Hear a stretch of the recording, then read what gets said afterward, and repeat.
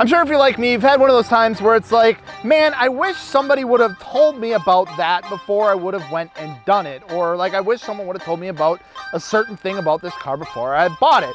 Or, you know, someone should have told me that there's scorpions in Tennessee. Didn't know that, found one in the bathroom, freaked me out, thought someone was playing a joke until I found the second one and realized like there's scorpions in Tennessee. No one ever told me that. That should be like a warning. Like, why is that not common knowledge? Anyway, I'm Gels from Fitment Industries, and today we have my Scion FRS out here at the Motorplex of Road America to give you guys the ultimate buyer's guide for the Scion FRS, Subaru BRZ, or Toyota GT86.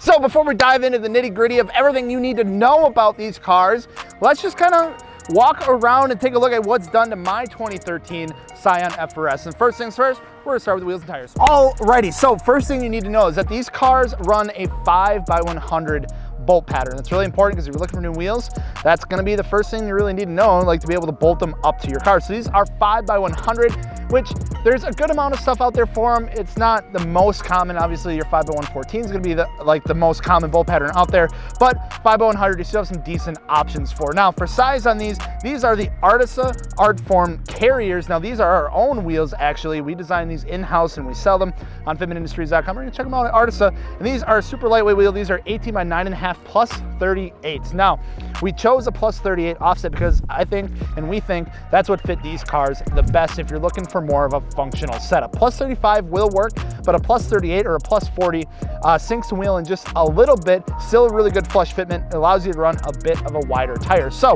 here I have the Federal 595 RSRs. These are 255, 35, 18, and these are some super grippy tires. They're fantastic. They've been working really well out here at the Motorplex at Road America today. Super good grip, and they handle really nice. And they're pretty damn affordable. So I'm running a square setup on this car, meaning that the front and the rear setup is exactly the same. So like I said, these are 18 by 9.5 plus 38 square setup with 255, 35, 18 tire. Now, there's a lot of different setups that people do run on these cars. However, the typical ones are gonna be like your 18 by 8.5 if you want an 18 by 8.5 plus 35, your 18 by 9.5 plus 40 plus 38. A lot of people will go with a plus 35 just because that's what's more readily available. A lot of your Graham lights, your Rays, things like that, your work wheels and things like that will come with a more specific offset like the plus 38 and plus 37s even, but a lot of your entry level or intermediate level wheels will come with a plus 35 offset. Like I said, will work, you just won't be able to put as aggressive of a tire or lower the car as much without having to like roll or pull your fenders.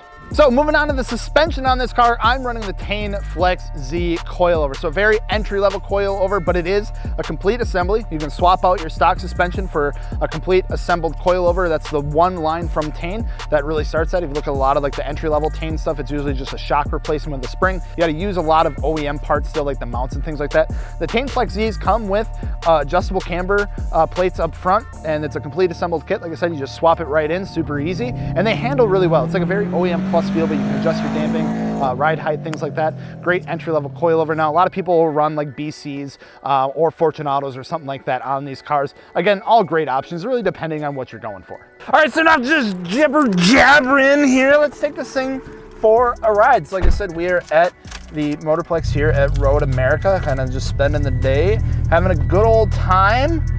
And yeah, we're gonna take it easy, just around the course just a little bit that we have set up at first, just to kind of talk about some things yet, and then we'll kind of start to get on her a little bit. So these cars, really don't, first thing you're gonna want to know about these cars, you're gonna get made fun of for having like 200 horsepower. Like, it's just a given. People are gonna make fun of these things for being slow, and you're gonna have that response like, yeah, well, it's not meant to be fast, it's supposed to be driven fast. I mean, it's accurate. Like, I've been driving this thing around the track like all freaking day, and I've been having the time of my life. It's just a fantastic car for these kind of scenarios. It is a driver's car. It's very similar to the Mazda Miata, except it's not a convertible. That's literally, and it's a little bit longer, but not by much. Like, it's literally the only thing. So if you're looking to buy a Scion FRS, Subaru BRZ, Toyota 86, whatever it might be known as now, here's a couple things that you're gonna wanna know. The used market for these things is absolutely insane right now. You're gonna be able to find these things pretty much anywhere. The 2013s would maybe stay away from it if you can. I know that's probably gonna be ones that are popping up the most, but 2013s had a recall on them a couple years back. There was a valve spring issue. Valve springs were letting go, causing a bunch of engine failure. Obviously, things like that, not good things. That's fine, recall issued, right? People get the work done, it's a free recall. It's an engine out operation to like redo everything. The problem is, these cars have Subaru engines in them. They are a Subaru flat 4 2-liter engine. So, when you have to bring a Scion or a Toyota technician to work on a Subaru engine, things get a little bit funky, and there may or may not have been people out there that have gotten their cars fixed with the recall, and then 1,000 miles later blew up an engine, and then some of the dealerships were like, well, he shouldn't have beat on it or something like that. It's not our fault that the engine blew up. And then they're like, out of luck. So you went and found a car, you picked it up, you're watching this video like, Giles, like I know all that, whatever, it's fine. I got the car. I want to modify it. What can I do to it? Get a catless header, get an exhaust, get an intake of some sort, and then get a flash tune on these things. If you want to run E85 or some sort of flex fuel kit, even better.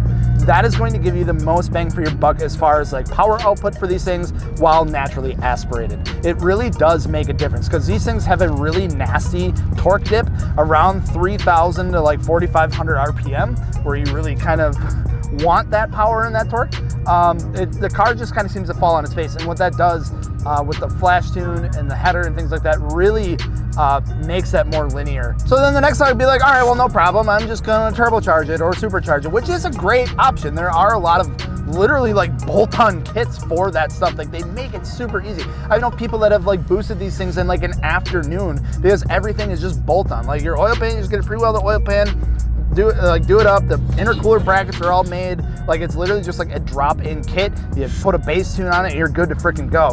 The problem is, however, and you've probably heard a lot of horror stories of these engines blowing up. You're like, oh, doing typical Subaru things. It's because they're such a high compression engine already, and you try to push like 15 to 18 pounds of boost on them. It's not the best for it. You're gonna only want to run about like 8 to 10 pounds, honestly, safely without a built engine. And it's like really hit or miss. Like some people I know have had these things boosted for freaking 5 years, and it's like not an issue with a stock block. And then there's people that I know that boost them, and then like a month later they blow an engine, and then they get a built engine, and then that engine blows, and it's like, it's really hit or miss. So you can't really tell. Like I said, the main issue, it's a high compression engine. You're adding even more air and pressure into it. Like it's just not a good combination. So at the end of the day, is the Scion FRS, Subaru BRZ, Toyota 86 worth it?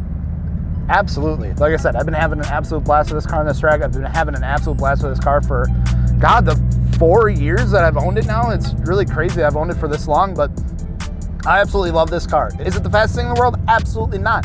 But is it still fun? Of course it is. We're gonna show you why I think that this car is worth what you pay for it, and you know, what it is. Quick note too, I'm a big dude, right? I don't think that's a little known fact. I fit in this car really well. Helmet fits in this car really well. It's all good. So we're gonna throw this helmet on, rip around the track a little bit. Hopefully Sean can hang on here if I can figure out this helmet situation. Oh, you've either seen the video or the video's coming out soon. Driving a slow car fast. It's essentially what we're doing. It is a slow car in a sense of like what's out there now. And we're just gonna drive it kind of fast in a sense. So let's get it.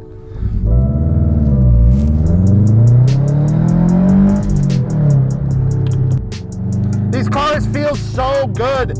Like they're built from the factory to just kind of take these tight corners. If you look at the amount of bracing and stuff that's already on these cars from the factory, it's pretty crazy. And they handle super well. They're super solid. With the Tate & Flex Z's, like I said, they're not the stiffest coil in the world. They don't have the stiffest spring on them or anything like that. But you can really, like I said, adjust the damping and get what you need out of it. And it handles super well. The Federal 595 RSRs on the hardest of wheels here, handling super good, sticking to the track, taking everything that we're throwing at it. Really just staying in second gear for this whole course feels really good. The gear ratio on here set up pretty much perfect for autocross. Now I'm gonna be honest with you. I've never really autocrossed before. This is my second time really doing this. First time in my car, other than the practice that we've had earlier today. And I don't know, it feels really good.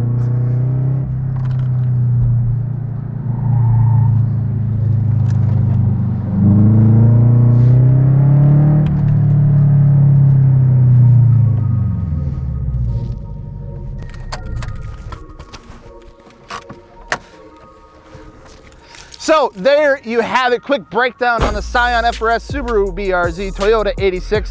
In general, when we really get down to it, these cars, like I said, and I've said it once, and I'll say it again, they're not the fastest, but they can be driven super, super hard, and they take it like a freaking champ. The aftermarket support for these cars is out of this world, and it's not slowing down anytime soon. You can do a stance build. You can do more of like an autocross function build. You can like swap out any motor that you want to these things, bolt it up, and have an absolute monster. You can really do whatever you want to these cars. And when you're looking at like a newer Japanese sports car that's like an entry-level market, that's rear-wheel drive, comes with a manual option, and you can hop in and start modifying and have a ton of fun with,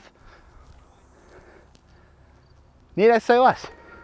So if you're looking for a Scion FRS, Subaru BRZ, or Toyota 86, hopefully this helps answer some questions that you might have or give some insight into some things to look out for. Thank you guys so much for watching. Let us know what you'd like us to cover next. That was an ultimate buyer's guide down in the comments below. And of course, if you're looking for wheel tire suspension for your newly acquired Scion FRS, BRZ, 86, whatever you might have, check out fitmentindustries.com. I'm Jels from Fitment Industries. We'll see you later.